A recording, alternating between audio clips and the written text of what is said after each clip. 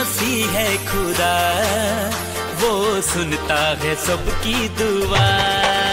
मेरा यीशु मसीह है खुदा, वो सुनता है सबकी दुआ।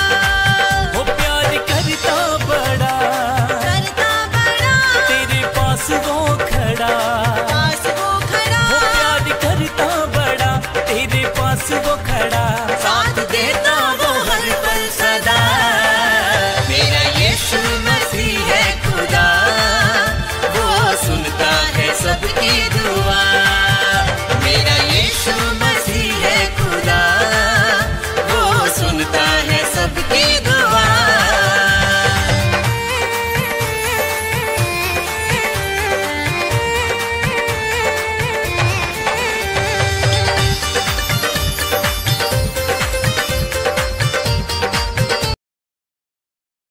पहले हम इस वचन को पढ़ेंगे और कोई भी जिसको मिल जाए थोड़ा जोर से इसको पढ़ना, ताकि हम सब लोग इसको अच्छे से समझ सके। जी, क्या लिखा है इसमें?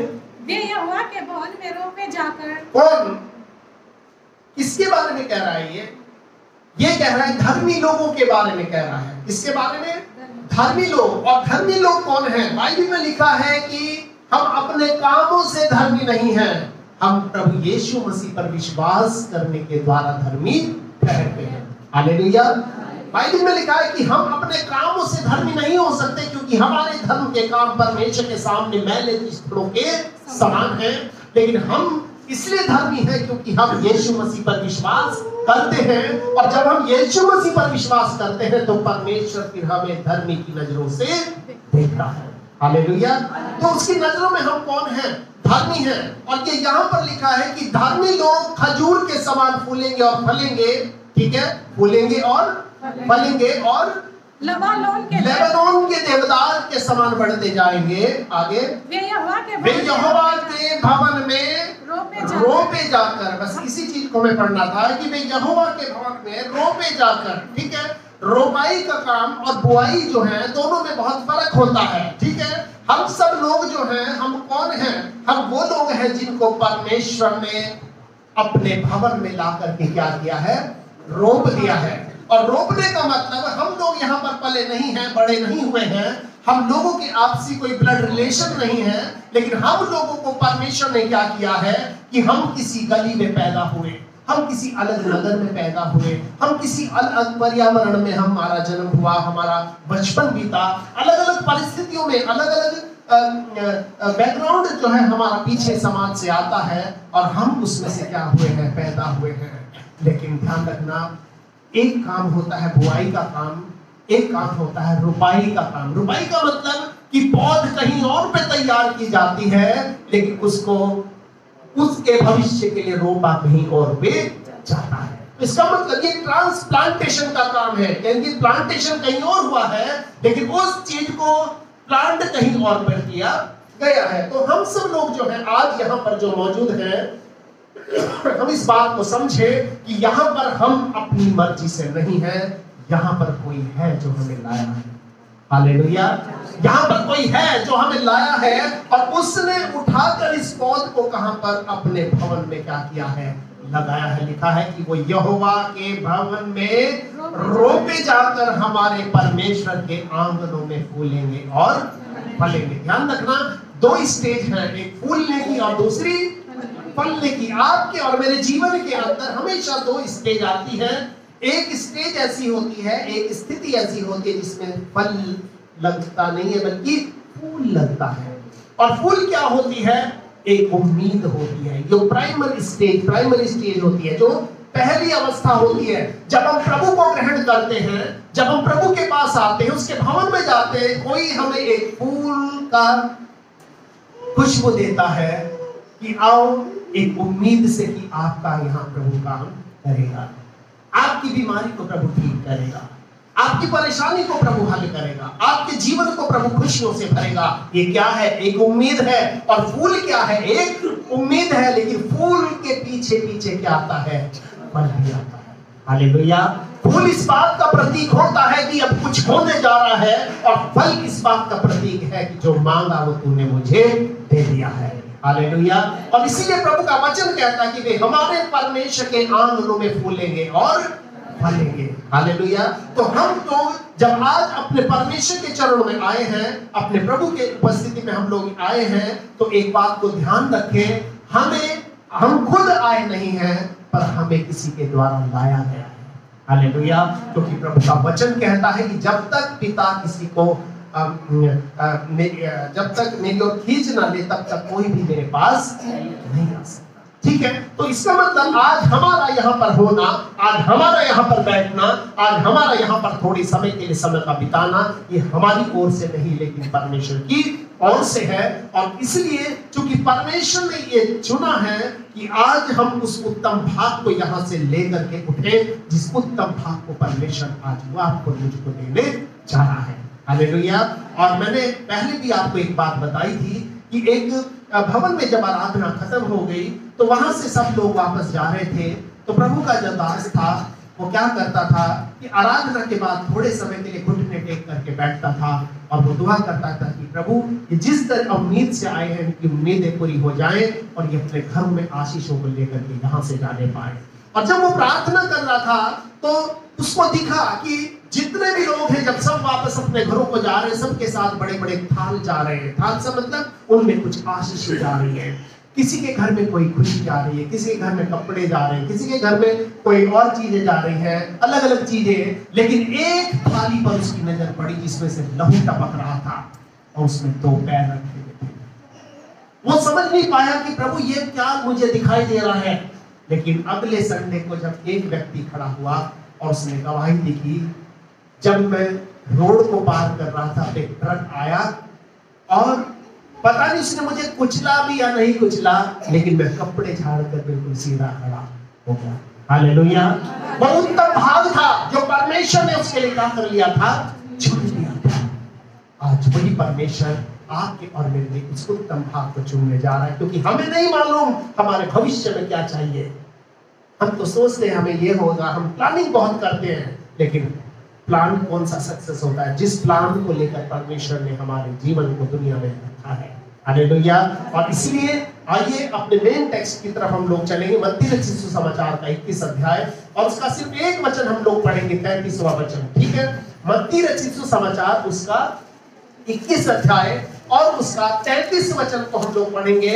और यहाँ पर अभी मैंने आपसे बताया कि हम सब लोगों को परमेश्वर ने चुना है और अपनाया है, और ये प्रभु की जो कलीसिया है ये उसकी परमेश्वर की दाख की बारी है। क्या है? परमेश्वर की दाख की बारी है। अगर आप देखना चाहो यशायाह की पुस्तक उसके 5 अध्याय के 7 वचन में लिखा है कि इस्राएल का जो घराना है वो इस परमेश्वर की दाख की बारी है। और ये इस्राएल का घराना कौन है? ये वो लोग हैं जो परमेश्वर पर विश्वास करते हैं। ये वो लोग हैं जिनको प्रभु ने संसार में से चुना है।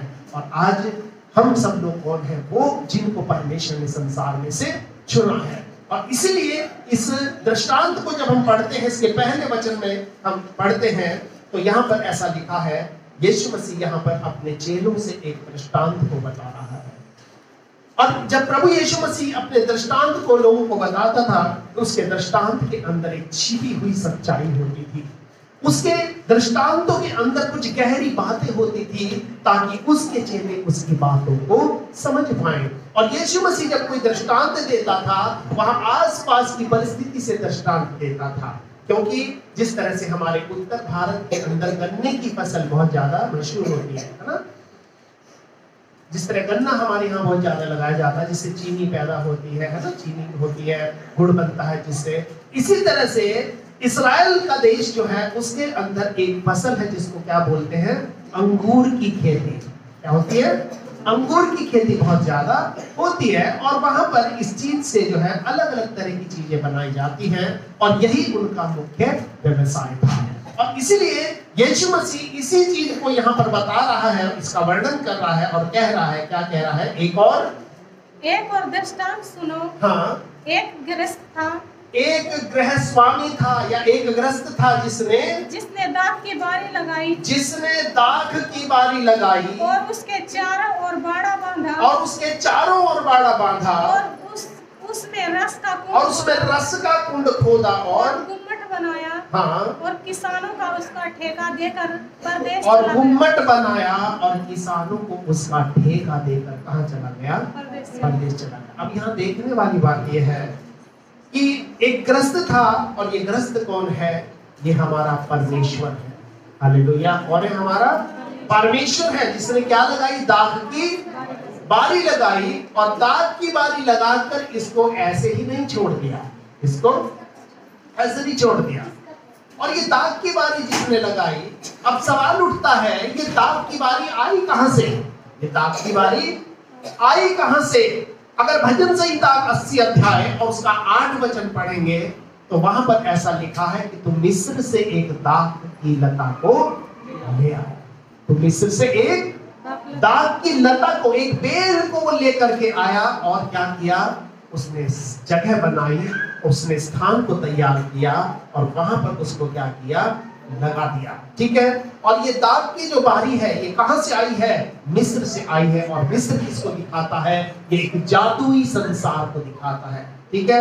हम देखते हैं कि अगर आप वैसे भी दुनिया में अगर आप दुनियावी किताबों को पढ़ोगे तो उसमें दुनिया भर में के 7 जो जादू होते हैं बड़े फेमस होते हैं। ये बंगाल का जादू 7वें नंबर पर, सबसे लास्ट वाले नंबर पर आता है, ऐसा सुना है। ठीक है। लेकिन सबसे जो ऊंचा जादू होता है वो कौन सा होता है? मिस्र का जादू। और मिस्र क्या है? ये जादू भरी दुनिया है। और जादू भरी दुनिया में क्या होता है कि सच को छिपाया जाता है और झूठ को दिखाया जाता है, और जिसके लिए आज पूरी दुनिया तालियां बजाती है।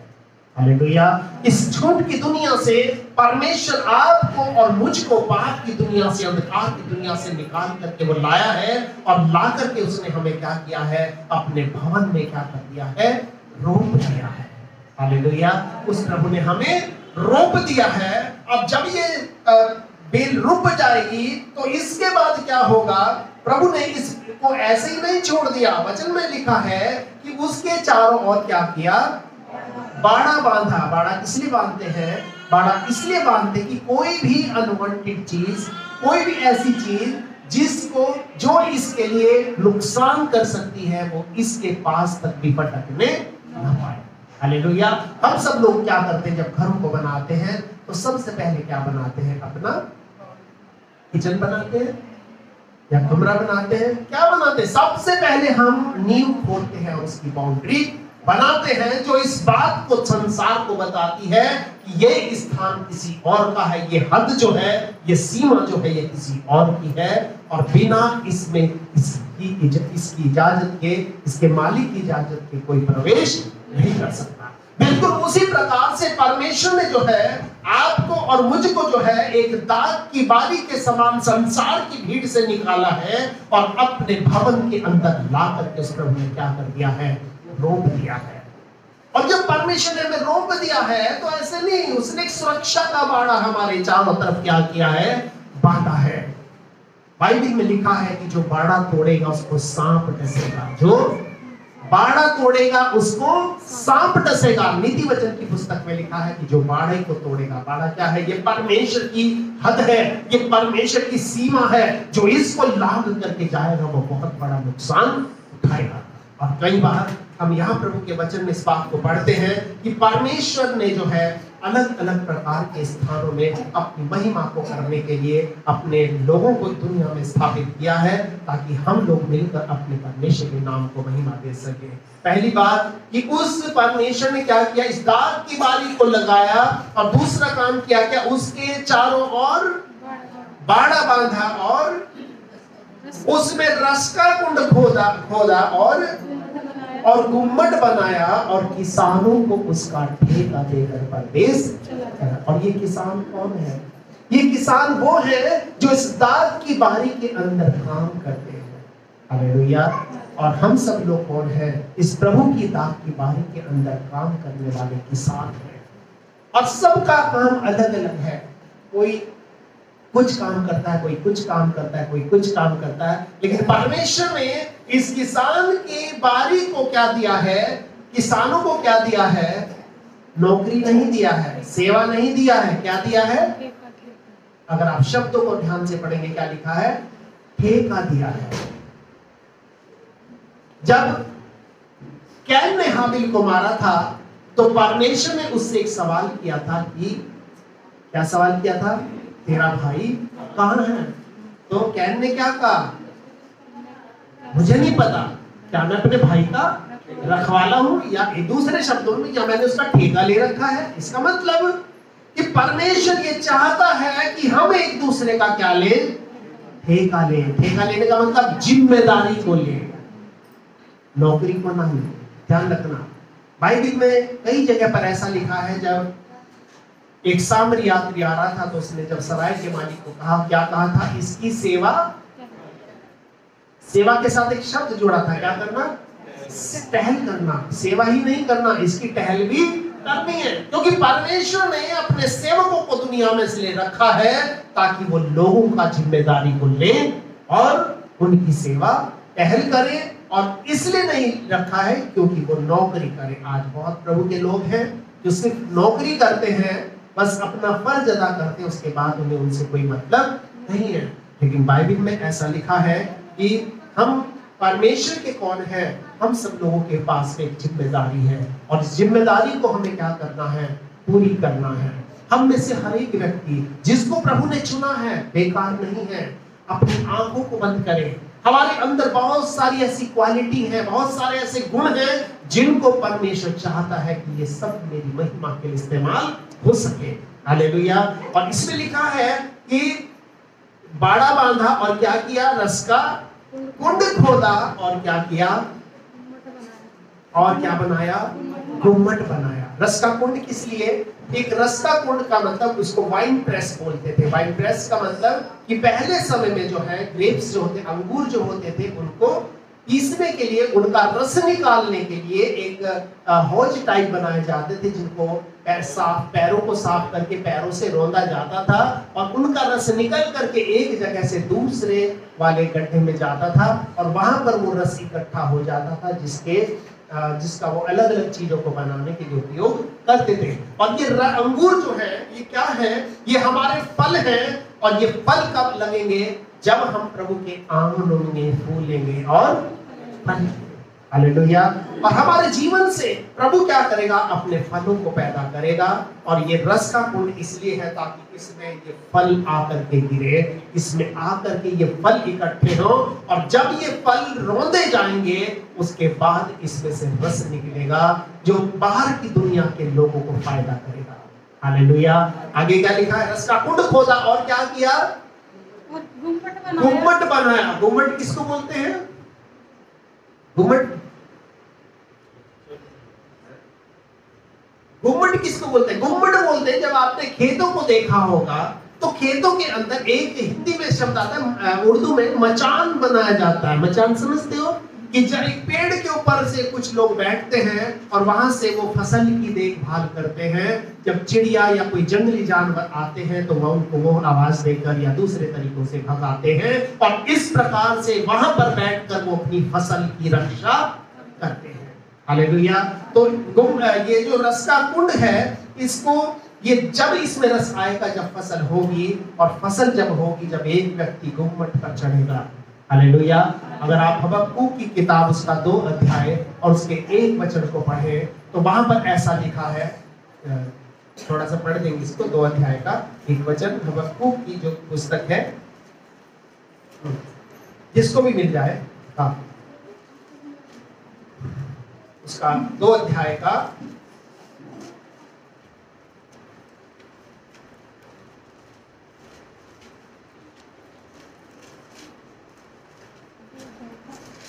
1 हाँ। मैं अपने पहरे पर खड़ा रहूंगा। और लिखा है मैं अपने पहरे पर खड़ा रहूंगा। 1 मिनट, ये पहरा क्यों है? पहरा इसलिए है क्योंकि उस दाग की बारी का क्या, उसका सुरक्षा करना है, उसका पहरा देना है। और ये कह रहा है कि मैं अपने पहरे पर खड़ा रहूंगा और गुम्मट पर चढ़कर ठहरा, और उस गुम्मट पर चढ़ करके क्या करूंगा? ठहरा रहूंगा। ये गुम्मट क्या है? ये प्रार्थना का जीवन है, जो संसार की चीजों से हटकर हमें प्रभु की उपस्थिति में लेकर के जाता है। और वहां पर जब हम बैठते हैं तो वहां पर हम पहरा देते हैं। हालेलुया। कोई भी अंधकार की शक्ति, कोई भी दुष्ट आत्माओं की ताकत, कोई भी बीमारी, कोई भी परेशानी, कोई भी दुख जो है हमारे डेरे के निकट ना आ सके। आज आप और मुझको अपनी अपनी दाग की बारी की रखवाली करनी है। ये दाग की बारी हमारी कलीसिया है, ये दाग की बारी हमारा अपना परिवार है, जिसके लिए हमें इस गुम्मट पर चढ़ करके क्या करना है? बैठना है। लिखा मैं अपने पहरे पर खड़ा रहूंगा और गुम्मट पर चढ़कर ठहरा रहूंगा, और वचन लिखा है और ताकता रहूंगा कि वो मुझसे क्या कहेगा, क्या कहेगा। मैं ताकता रहूंगा, मतलब अपनी नजर में उस पर रखूंगा, अपनी नजर को मैं उससे कभी हटाऊंगा नहीं, क्योंकि जब गुम्मट पर चढ़कर बैठेंगे तो वो परमेश्वर जरूर से कुछ बोलेगा, वो परमेश्वर जरूर से आपसे कुछ बताएगा। और इसलिए यहाँ पर इस वचन के अंदर लिखा है कि हम सब लोग जो है इस परमेश्वर की दाग की बारी के अंदर काम करने वाले लोग हैं। परमेश्वर ने हमें बड़ी अद्भुत रीति से संसार में से चुना है, और आज हमें एक दिन ऐसा देखने के लिए दिया कि आज हम यहाँ पर मौजूद हैं। हो सकता है हम में से कुछ लोगों ने 5 साल पहले नहीं सोचा होगा कि आज हम यहाँ होंगे। हो सकता है 10 साल पहले आपको पता भी नहीं होगा कि कभी हम प्रभु के भवन में आएंगे। लेकिन आज हम अगर यहाँ पर हैं, हम इसलिए हैं क्योंकि एक है, एक व्यक्ति है, एक शक्ति है, एक परमेश्वर है जो दुनिया की भीड़ से हमें निकाल कर यहाँ अपने चरणों में लाया है। और इस दाग की बारी को अगर आप इस पूरे दृष्टांत को पढ़ेंगे तो इसमें क्या हुआ, ये दाग की बारी को इस्राएल के अंदर लगाया गया था। इसमें परमेश्वर ने इन लोगों के पास, अपने लोगों के पास बहुत सारे लोगों को उसके फल लेने के लिए भेजा। और ये कौन थे? ये यहूदी लोग थे, ये ज्यूस लोग थे, और इन्होंने यीशु मसीह को सीरियस नहीं लिया। यीशु मसीह इनका मसीहा था वास्तव में, पर इन्होंने उसको सीरियस नहीं लिया। और इसलिए बाइबल में लिखा है कि वो अपने घर में आया, पर उसके अपनों ने उसको ग्रहण नहीं किया, पर जितनों ने उसको ग्रहण किया उसने उन सबों को परमेश्वर की संतान होने का अधिकार दिया, उन सबों को जो उसके नाम पर विश्वास करते हैं। तो हम लोग क्या करते हैं? प्रभु यीशु मसीह के नाम पर विश्वास करते हैं, इसलिए हम कौन है? परमेश्वर की संतान है। और हमारे अंदर ये पोटेंशियल है, हमारे अंदर ये क्षमता है कि हम परमेश्वर के समान काम भी कर सकते हैं। हालेलुया। और इसलिए यहाँ प्रभु का जो वचन है हमें इस बात को बताता है कि जब हम प्रभु के चरणों में आते हैं, प्रभु के चरणों में हम लोग बैठते हैं, तो परमेश्वर जो है हमारे जीवन को अपनी आशीषों से भरता है। लेकिन इन आशीषों के साथ में एक जिम्मेदारी भी जुड़ी है। अगर हम कहीं नौकरी करते हैं तो हमारी नजर तनख्वाह पे नहीं होनी चाहिए, हमारी नजर कहाँ? अपने जॉब पर भी होनी चाहिए। ठीक है? आज बहुत से लोग हैं, नजर कहाँ उनकी अपने पैसे पर होती है, उस पर नहीं होती जो जिम्मेदारी उनको मिलती है। आज प्रभु के पास बहुत सारे लोग आते हैं, आज कलीसियाएं प्रभु के लोगों से भरी पड़ी हैं, पर ज्यादातर लोग वो होते हैं जो प्रभु के पास सिर्फ अपने काम से आते हैं, उन्हें प्रभु से कोई लेना देना नहीं है। जब उनका काम हो जाता है वो निकल जाते हैं। लेकिन मैं आपको ये बताना चाहता हूँ कि हमारे जीवन में हमारा काम हो या ना हो, पर हमें ये मान करके चलना है कि प्रभु तू मुझे मिलना चाहिए। अगर तू मेरे साथ रहेगा तो सब कुछ मेरे साथ हो जाएगा। अगर तू मेरे साथ है तो सब कुछ मेरे साथ है, अगर तू साथ नहीं है तो समझो कुछ भी मेरे साथ नहीं। परमेश्वर वास्तव में वो बड़ा महान परमेश्वर है जिसने संसार की भीड़ से निकाल कर हमें अपने साथ में जोड़ा है, इस स्थान पर वो लाया है। हमें क्या करना है?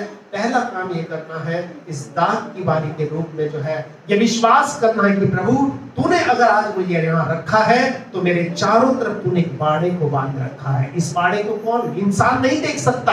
अगर आप अय्यूब की पुस्तक उसके 1 अध्याय के 10 वचन को पढ़े तो वहां पर शैतान इस बाड़े को देख रहा है और वो परमेश्वर से एक शिकायत करता है कि मैं अय्यूब को कैसे नुकसान पहुंचा सकता हूं? क्या तूने उसके घर की और तीसरी की जो कुछ उसका है उसके चारों ओर बाड़ा नहीं बांध रखा? इसका मतलब ये चीज हमें दिखाई नहीं देगी पर शैतान को दिखाई देगी। और लिखा है तूने तो उसके हाथ के काम को क्या दिया है? आशीष दिया है। हालेलुया।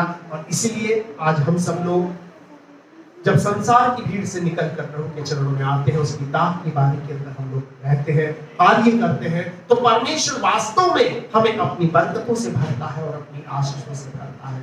आइए हम इस समय अपनी अपनी आंखों को बंद करेंगे और थोड़े समय के लिए अपने सर्वशक्तिमान प्रभु के सामने अपने सर को हम लोग झुकाएंगे और हम प्रार्थना करेंगे कि प्रभु तूने आज ये जीवन हमें दिया है, ये हमारी मर्जी से नहीं परंतु तेरी मर्जी से हमें मिला है। प्रभु जी आज के दिन थोड़े समय के लिए, जबकि आज हम बहुत कम हैं, इसकी कोई बात नहीं, हम आज कितने भी हैं, चाहे हम थोड़े हैं चाहे हम ज्यादा हैं, पर सबसे बड़ी बात यह कि प्रभु आज मैं तेरी उपस्थिति में हूँ। हाँ प्रभु, कोई आए या ना आए, कोई हो या ना हो, प्रभु आज मैं तेरी उपस्थिति में हूँ। और मेरे लिए ये सौभाग्य की बात है कि पिता आज मैं तेरे चरणों में आ सकी हूँ ताकि मैं तेरे नाम की महिमा कर सकूं। मैं इस दाग की बारी के अंदर ईमानदारी के साथ में रह सकूं और अपने इस बाड़े को सुरक्षा के प्रभु जी इसको समझ सकूं और अपने परिवार के लिए उस गुम्मट पर चढ़कर ठहर सकूं और मैं तेरी ओर ताकता रहूं। प्रभु तू मुझसे क्या कहेगा। हाँ पिता परमेश्वर, हम इस समय प्रार्थना करते हैं तेरा वचन इनके जीवन में एक जीवित वचन बनने पाए, तेरे वचन की आशीषें, तेरे वचन की बरकत इनके जीवन में काम करे। प्रभु तू हर एक भाई को, बहन को, बच्चे को, बुजुर्ग को बड़ी आशीष दे और अपनी बरकतों से प्रभु जी सबों को भर दे। पिता परमेश्वर, जिस प्रकार पिछले दिनों उनके साथ खड़ा रहा है, हर एक दुख में, पीड़ा में, परेशानी में, कष्टों, कलेशों में तूने इनको संभाला है और अपनी बरकतों को देकर के प्रभु तूने दुनिया में नाज करके दिखाया है, इसके लिए हम तेरा धन्यवाद देते हैं। हाँ प्रभु जी, आगे के समय को तेरे हाथ में हम समर्पित करते हैं। जब ये वापस लौट कर अपने घरों को जाते हैं, तेरी उपस्थिति चलकर इनके साथ इनके घरों में जाए और जब इनके कदम इनके घरों में पड़ते हैं प्रभु, वहां पर तेरी उपस्थिति कार्य करने लगे, वहां पर तेरी बरकतें काम करे, वहां पर ये तेरा उत्तम भाग जो आज इनके साथ जुड़ करके जाने वाला है वहां पर जाकर के ठहर जाए। अपनी बरकतों से इनको भर, अपनी आशीषों से इनको भर और आने वाले दिनों में इन सबों को उठाकर ऊंचाई पर खड़ा कर और अपनी महिमा और सेवा के लिए आने वाले दिनों में बड़े बल, सामर्थ्य और शक्ति को देकर के आप इस्तेमाल करें। हम सारा आदर महिमा आपको देते हैं और सब कुछ आपके पवित्र हाथों में हम सौंप देते हैं और धन्यवाद करते हैं प्रभु परमेश्वर, क्योंकि आपने हमारी प्रार्थना को सुना है। और धन्यवाद के साथ ये प्रार्थना हम अपने उद्धारकर्ता, मुक्तिदाता प्रभु यीशु के पवित्र नाम से मांगते हैं। इसे सुने और ग्रहण करें और हम सब जो लोग प्रभु के हैं मिलकर के कहेंगे आमीन। अब हमारे प्रभु यीशु मसीह का अनुग्रह, पिता परमेश्वर का प्रेम और पवित्र आत्मा की सहभागिता अब से लेकर हमेशा तक हम सब लोगों के साथ होती है। सबको जय श्री